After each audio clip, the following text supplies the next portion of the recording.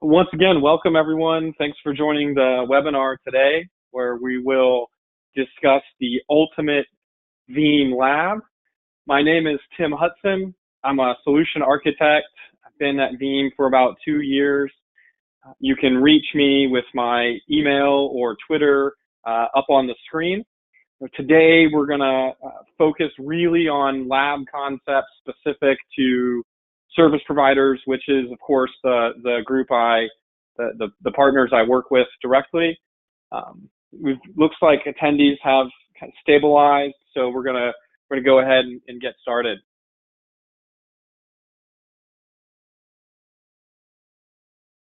Today, as we talk about this ultimate lab concept, we're gonna start with an example directly. I didn't want anyone to have to wait till the end of the presentation to see the real goods here. So we're gonna kick things off with a lab example. We're gonna go over 3 reasons for why this is important, 3 requirements that we came up with, things that we've seen both in our lives before coming to Veeam and then working with the partners that we do today. And then we're gonna dive into 3 scenarios, which will probably take up the bulk of the presentation on how to use this lab effectively, or just the massive amount of possibilities available with running the ultimate Veeam lab. I'd like to keep today's presentation short-ish. If you know me, that can be a little bit of a challenge, but I think we'll go for about 40 minutes today, just for your information. I wanted to kick things off with a little joke here. This comes from one of my favorite video games. It's probably no surprise, whether you know me or not, that what do you know, I happen to be a gamer. And this comes from a Castlevania game, specifically Symphony of the Night. I wanted to give a little shout out there, since I'm going to use their quote. And instead of philosophically discussing what it's like to be a human, like the game, we're going to talk about what a lab is, and whether we are talking about a home lab or a lab implemented for the largest enterprises or service providers that we see out there. Sometimes the lab might just be a miserable little pile of computers. I bet some of you are looking around your either home offices, or you can imagine your data center space, and you've got some older gear, maybe stuff out of warranty, or just little bits and pieces that you've cobbled together. And if it's got CPU, RAM, and disk, we can turn this into a lab. And one of the things we're going to talk about today is how much we can do with how little resources. So again, a little joke here. How are we going to take this miserable little pile of computers and turn it into something very effective? My example lab, or our example lab, is going to focus, of course, on Veeam software.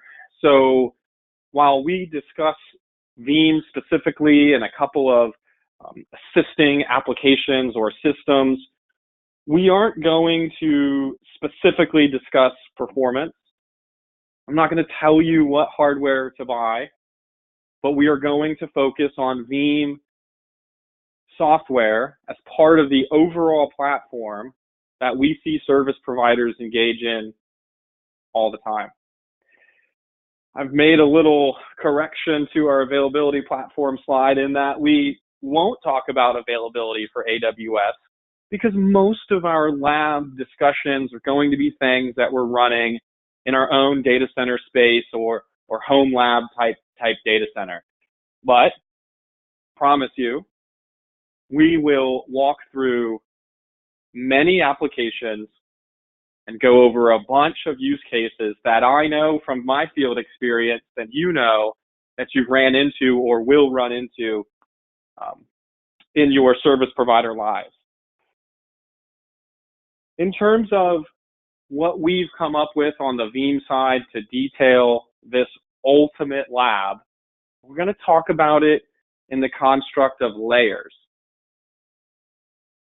starting at the top, this will be my backup and replication layer.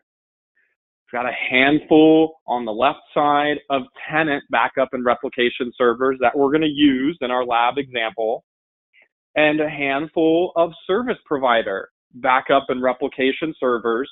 CC stands for Cloud Connect.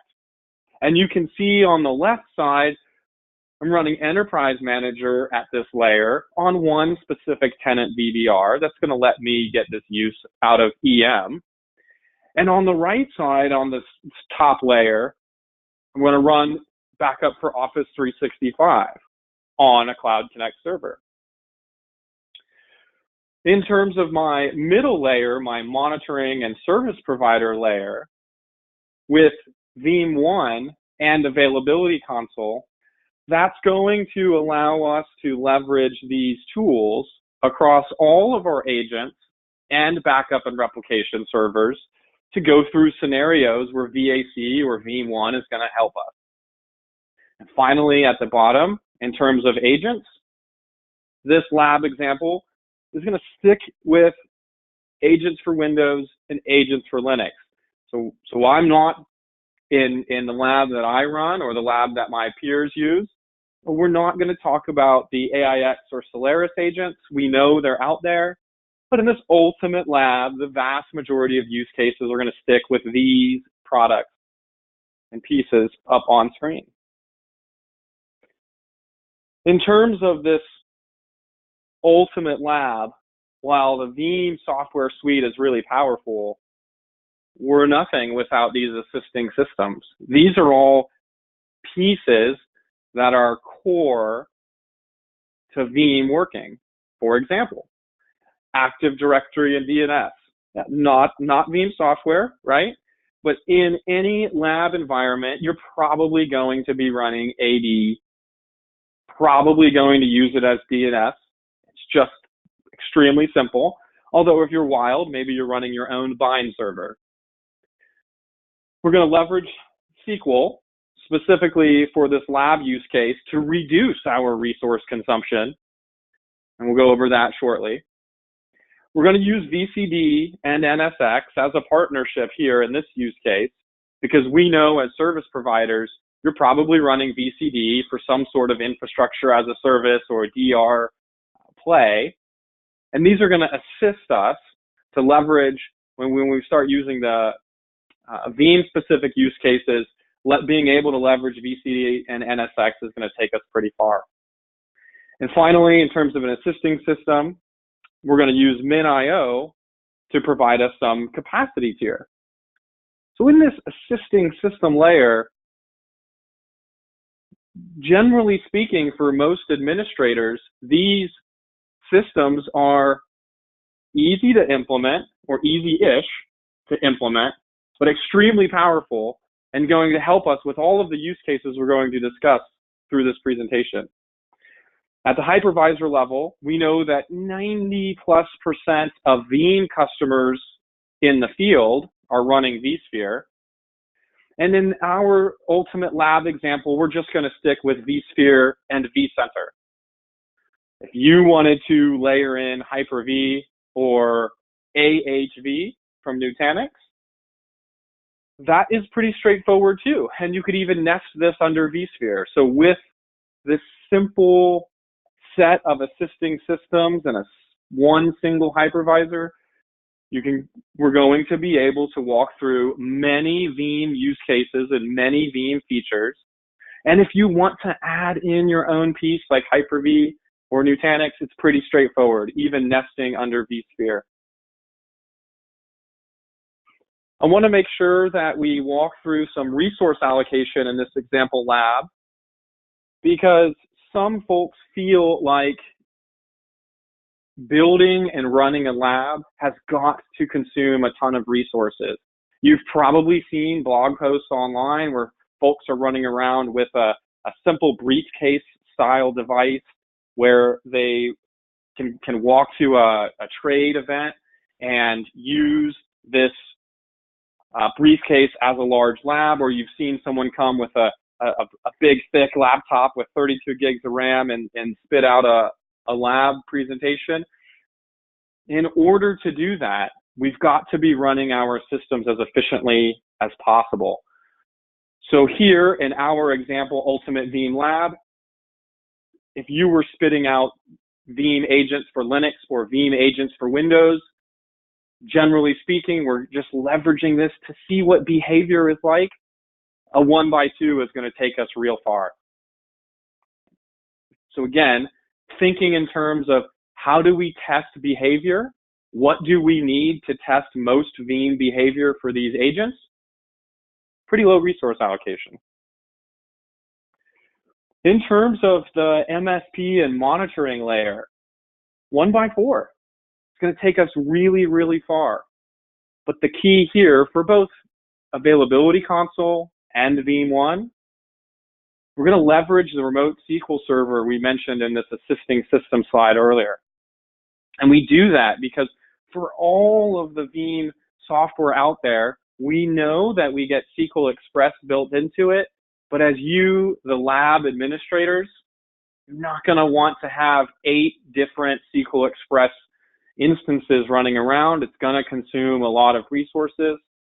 So for all of our MSP monitoring systems and all of our backup and replication systems, we're going to leverage a single remote SQL server, which lets us run these systems with a pretty slim 1x4 resource allocation.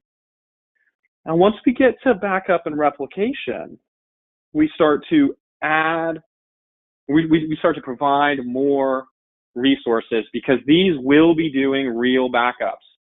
But again, 2x8 is pretty slim, especially for those who are administering larger installations. This is a small bit of resources to assign. In this particular Ultimate Lab example, one backup and replication server, 2x8. We call it our tenant BNR for this presentation's example. But we're going to leverage with this one system. Of course, we're going to use and understand Enterprise Manager, but we're going to use it to back up systems from vCloud Director, systems from vSphere. We're going to deploy agents, and we're going to use it as an all-in-one, a proxy and repository. It's going to run all of the roles for standard backup and replication server. In terms of the Cloud Connect server, again, we're going to go with a 2x8 as our suggestion. And this is a system that will run backup and replication with a Cloud Connect license. We're going to run O365 on it. It's going to be the proxy and repository for Cloud Connect, backup and replication. It's going to be our cloud gateway. So it is all in one. And similarly with O365, it's going to be our proxy and repository combo. Now, I've not gone into disk-specific allocation here because this really is a your mileage may vary scenario in terms of disk. You will need to understand what kind of disk you would want to allocate to these systems, both in terms of speeds and feeds and capability and size. Right? That's all going to be determined by the systems in your lab you're backing up. My suggestion is you can do an incredible amount with less than 10 terabytes of disk. Earlier, we mentioned a couple of additional backup and replication servers. On the first slide, there were 5. We've gone over 2. For these other 3 that we carry through for the rest of the presentation, these are just small backup and replication servers. They're just for testing.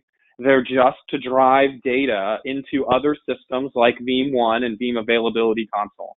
So while they might always be running, generally speaking, they're just servants out there. We think we can get away with 1x4s for these also.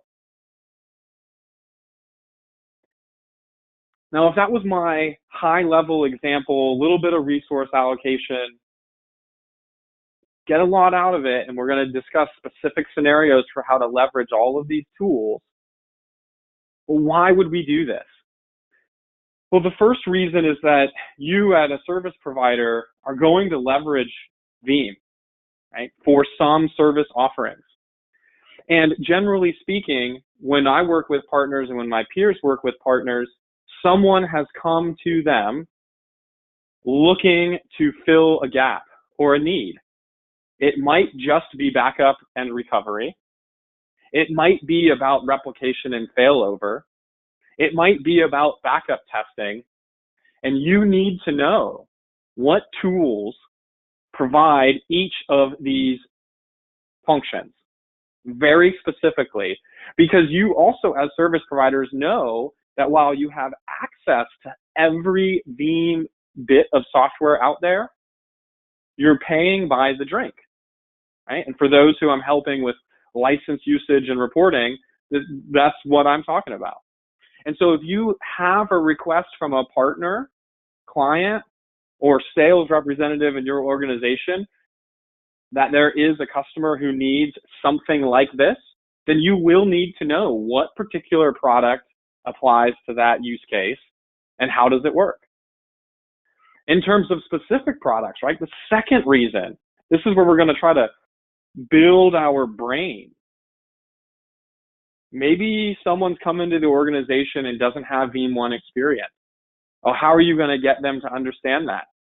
Perhaps you already have a production implementation, but you can't test in there, right? So being able to leverage a lab for specific products like Veeam 1, backup for Office 365, just regular backup and replication, maybe it's backup and replication for Cloud Connect, and you've got to be able to test certain behavior, certain scenarios, and understand what it would be like if you put this into production. So we think this is a perfectly reasonable justification for you to go back to your organization and request lab resources.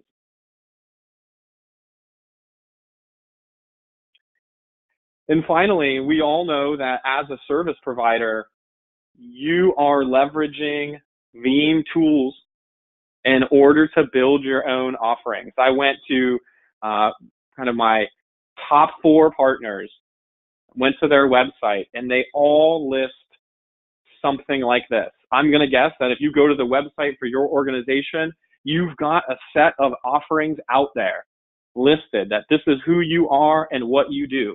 This is how you provide these. Without a lab and without really understanding the expected behavior, how could you offer DR as a service? If you didn't know how Veeam failover plans worked, where to go to build them, how could you offer this service? And so if this didn't make the difference for your organization to invest in a lab, I would be very surprised.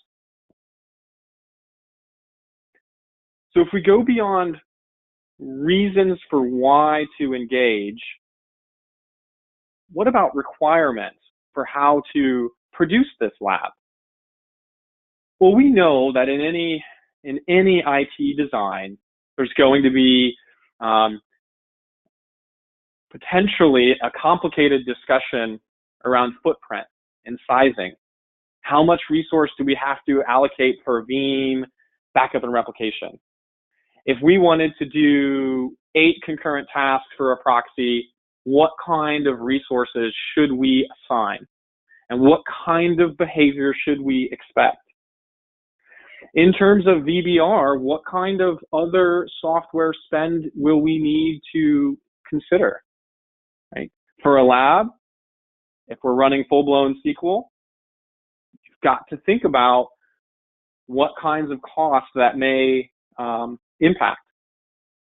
And in terms of sizing and shapes, you need to understand that any lab deployment should be relative to what your organization does.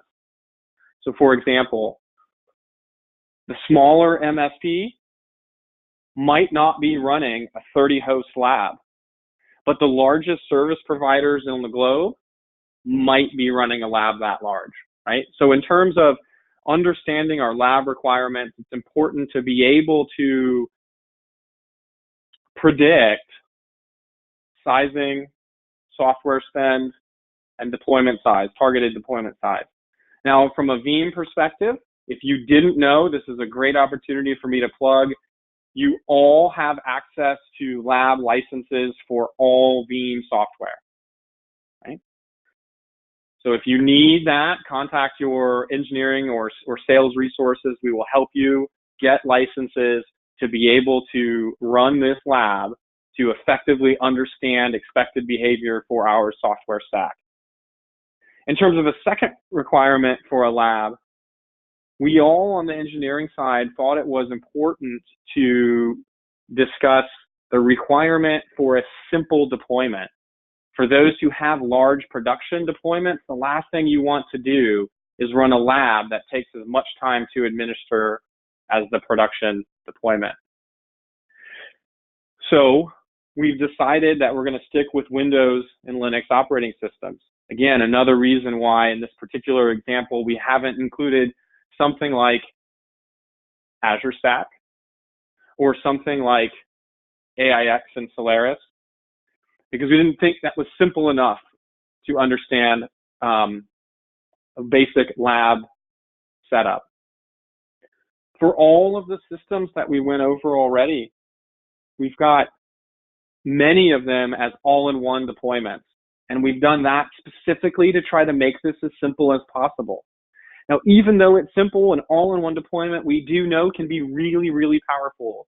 Think about something like a Cisco 3260 or other hardware systems in that similar size and shape and role. Right? Lots of RAM, lots of CPU, can basically run every Veeam role, could be really powerful. We're going to slim that down and put that into our lab. And in terms of deploying a lab and administering it, the ability to automate is really important. And we know that from a Veeam perspective, it's very straightforward to automate the deployment of backup and replication. Similarly, to push licenses for something like, or through something like Veeam Availability Console. So being able to automate many lab functions is pretty straightforward for most administrators we work with. And then finally, the requirement for our lab that's most important to me must be that we've got to be able to cover these use cases around traditional backup and replication, B&R with Cloud Connect, Availability Console, which we know, like for backup and replication, we know there was a recent update released U4A within the last couple of weeks. Similarly with Availability Console, version 3 came out within the last couple of weeks. Similarly for backup for Office 365, version 3 came out recently. To be able to test these use cases, both in terms of upgrade and regular use, lab really is critical.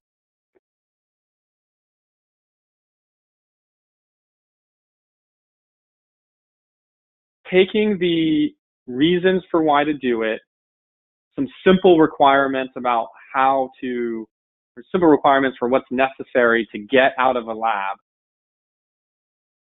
With the previous described example, we're hoping that we're going to bring it all together finally with a couple scenarios. So we went over our example. I'm going to specifically refer to this ultimate lab example while we walk through these scenarios, with the goal of being able to be really confident that we got what we wanted out of this lab.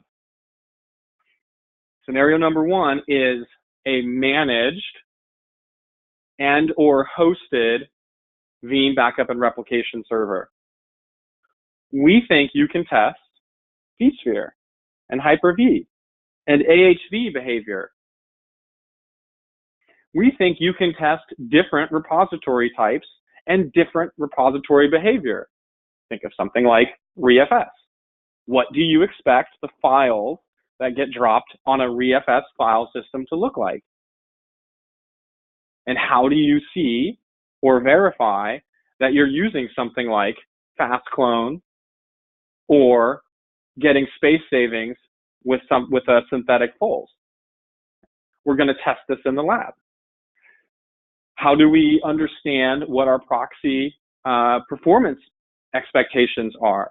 When Veeam says you should have 1 CPU and 2 gigs of RAM per proxy task, is that even true?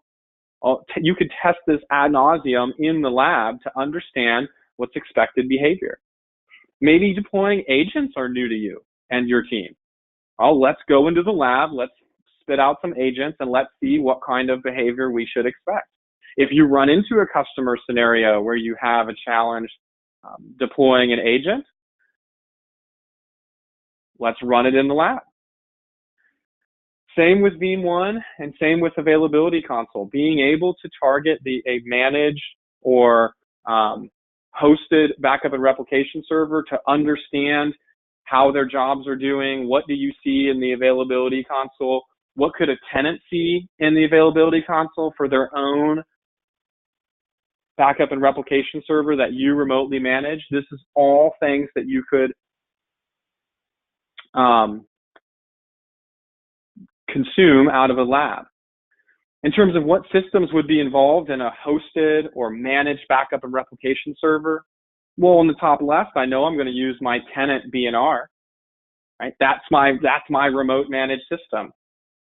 And if I'm going to leverage Veeam One to monitor that install, I already have Veeam One as part of my lab. I've missed a circle up here in my presentation, apologies.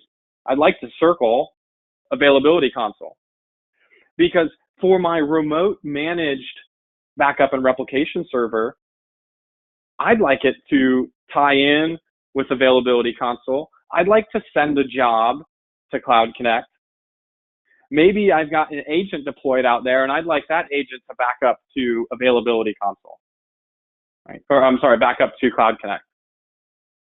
So these systems that we all talked about before in the beginning of the presentation all could be leveraged as part of that scenario.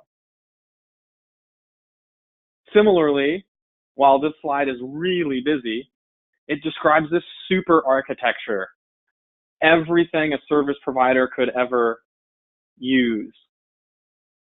And we know that this is basically all covered in our lab. Right? VAC is there, Cloud Connect is there.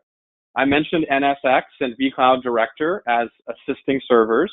So we're going to be able to test out the new Cloud Connect replication feature into vCloud Director.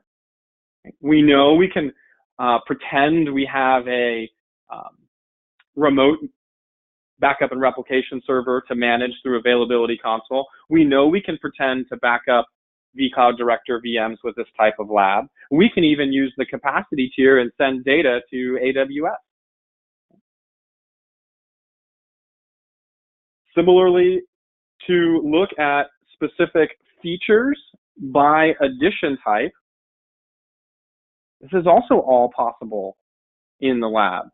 Paste a new license key, test out certain features. Do you expect to see this? What's grayed out? Why and how? Perhaps instant VM recovery is unfamiliar to you, or the behavior post-instant recovery. How did you take an instant recovered VM and storage vMotion it to a production data store? Actually reviewing a DR type scenario. Totally possible with the lab we built. What about Veeam Agent for Windows? Testing out each feature available in the Veeam Agent for Windows is possible in the lab we built. Similarly for Linux. Every feature available out there, possible with our lab test. Veeam One. Whether you want to look at a Cloud Connect server or a managed system, absolutely possible. If you want to leverage or look at the new Veeam One tool for understanding the existing signatures and knowledge base, this is all net new Veeam One features that came as part of 9.5 U4, what we call intelligent diagnostics. You can test all that in our lab. Mentioned AHV. You don't have to have a branded Nutanix box to test this. Download some free software, run it as a nested VM. There's an incredible amount of blogs out there. That's what a lot of us do on the engineering side here at Veeam. And this can also all be tested in the lab we built. torn down when it's not needed or just powered down. We've rebranded our traditional virtual labs feature as Veeam Data Labs, but that doesn't make it any less confusing for some folks, depending on their networking skill set. But let's build that networking skill set. Let's make sure you're all comfortable with using Data Labs by testing it in our Ultimate Lab. As part of 9.5 U4, we released a brand new role-based access portal for vSphere for those service providers who offer infrastructure as a service but do not also use vCloud Director. There is a portal for you to, or for your end customers to log in and create backup jobs or perform restore operations. And what is that like? What's the user experience like? Could you explain it to your end customers? You can certainly learn about it in the lab and then subsequently explain it. In my next overall scenario, we're going to talk about Cloud Connect. What's it like to do backup copy jobs to Cloud Connect, or just a regular backup job to Cloud Connect? What about directly from an agent? Expected behavior for REFS from customer delivered backup copy jobs or grandfather, father-son implementations. Sure, you want to leverage capacity tier, but have you built SOBRs before? If not, let's do it in the lab. In terms of what systems we would use for something like that, almost everything, right? We're going to use a tenant system to be able to configure replication or Cloud Connect replication into vCloud Director. We're going to leverage our Cloud Connect servers. We're going to leverage our availability console, our Veeam One, and all of our agents to understand their interaction to you as the service provider and into your Cloud Connect install. About a month ago, we had another webinar where we talked about all the stuff that came out in U4. So when you see or you're presented by Veeam the slide decks talking about net new features coming out in version X, let's go test them in the lab. Does this really work? If Veeam tells you that you can put your DR as a service control into your end customer's hands, do you really feel like that statement's accurate? With a little bit of lab testing, you can be extremely familiar with the service provider side as well as putting your shoes in the tenant and understanding what it looks like through their eyes. Similarly, on the Cloud Connect side, just like the ultimate service provider slide, we've got here just a description of the components directly related to Cloud Connect, availability console, vCloud Director, all the new replication things. Every single item here can all be tested in the simple lab we went over. Low resource allocation, lots of components. We're just looking to understand expected behavior. Availability console, understanding the placement of cloud gateways, the function of the management agents. It's all possible in the lab we've described. And then finally, in this last scenario, which looks to just cover Veeam use cases, can we get all that we need out of backup and replication and Cloud Connect and VAC and backup for Office 365 and Veeam One and the agents? Absolutely, right? We know that leveraging all of these systems is totally possible in this lab. Specifically for backup for Office 365, if this were going to be another scenario we discuss, we know that we can test not only the basic function of backup for Office 365, being able to reach out into exchange online and pull back mail messages, or being able to reach out into SharePoint online and pull back site data. Same thing with OneDrive. We can test that core piece of this application. What do the files look like that get thrown down onto the file system as part of a backup process? Not only that, but we can test also all of the restore functionality that a tenant might need. Veeam has a particular piece in our documentation that we call Mail as a Service, MAAS. And that is the ability for the tenant to open up our Explorers for Exchange, Explorers for SharePoint, Explorers for OneDrive, all listed at the bottom of this slide. Open up those applications from their site, reach into the service provider repository via Cloud Connect, and perform restore operations. And of course, all of this can be tested in the Ultimate Lab. Again, putting yourself into the tenant's shoes in an Office 365 type scenario.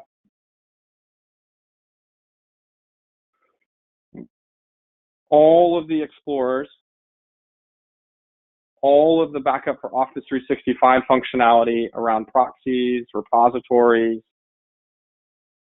understanding the REST API available for backup for Office 365, understanding specific PowerShell capabilities. This is all stuff that's valuable to test in your particular lab. If you've ever seen this slide, I think it's particularly powerful. I think it's something that all of you as service providers can position in front of your end customers. And so if this slide says we have 25 unique ways to restore Exchange, SharePoint, and OneDrive for business data, you've got the ability to look at these different scenarios in a lab and maybe even do a presentation for a customer, show them live, do a real demo.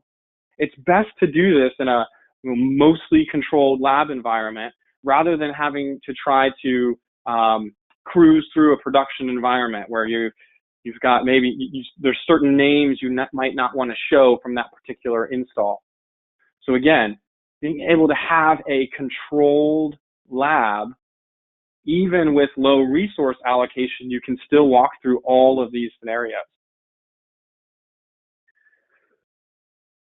So while I've gone through a logical example of my lab or our lab that we've built out for this Ultimate Lab scenario, we discussed a couple of reasons for why to do it. We discussed a handful of requirements. If we were going to do it, what would we want out of it? Is my lab a miserable pile of computers? I wanted to show to you this is not all just mumbo jumbo, right? With a little bit of time and a relatively small financial allocation, it's extremely easy to build a lab to be able to walk through almost every piece of Veeam software in a nice, simple demo format. Being able to use this as a study guide for something like a VMCE or VMCEA is extremely useful. So this happens to be a personal example. This is my home lab. Got a handful of storage devices. Surprise, we're a backup company, need a lot of disk. So I've got a dedicated 3 terabyte repository for holding all of my backups. I've got a couple of tiers of disk that I use in my vSphere environment for my different levels of machines in this lab. I've got a handful of different hosts. Right? This is my miserable little pile of computers. I had this machine laying around. I had that machine that I found on a great blog online. So with just a couple of hosts, you can have a significant amount of resources to be able to provision from. And finally, a little bit of networking. Right? With a simple Cisco switch or a Ubiquiti edge router, these things are simple tools that are going to let you get the most out of your lab, but maybe learn a little bit outside of the Veeam scope. My final plug here, and I really appreciate the time and attention for this presentation. My final plug here is that using this lab should be a tool for all of us to get better, not just learning Veeam specific information, but also understanding things about vSphere or Hyper-V or the networking world. It's all possible here. So I will point out to the group that the slides will all be available after the webinar. So you should get an email with the slides. If you wanted to walk through any of those lab scenarios in detail, they'll all be there. I'm happy to take any feedback via email or DM on Twitter. I told you I'd go for about 40 minutes. I think we've hit the time. I'm going to see if there's any questions in the chat panel here. Looks like I'm set. So thank you all so much for attending the webinar today. Again, you'll get the slides. And if you'd like to speak further about labs, lab scenarios, how I picked what hardware or what my other peers have picked for hardware, either in a real data center environment at a previous employer or what we use for home labs or corporate labs at Veeam today, we're happy to discuss. Again, my name is Tim Hudson, and thank you so much for attending the webinar today. Have a great rest of your day.